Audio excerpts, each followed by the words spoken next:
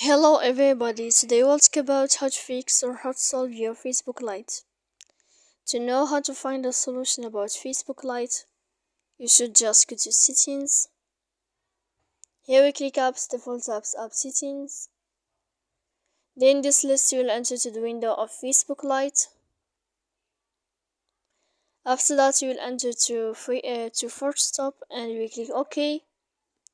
Here we'll enter to the window of storage. Then we click clear cache. You can go to Play Store. You can search about Facebook Lite. If you'll find here updates, then you can click to update your app. So please don't forget to support us by like and subscribe. See you next time in another video. And thank you for your attention and your watching.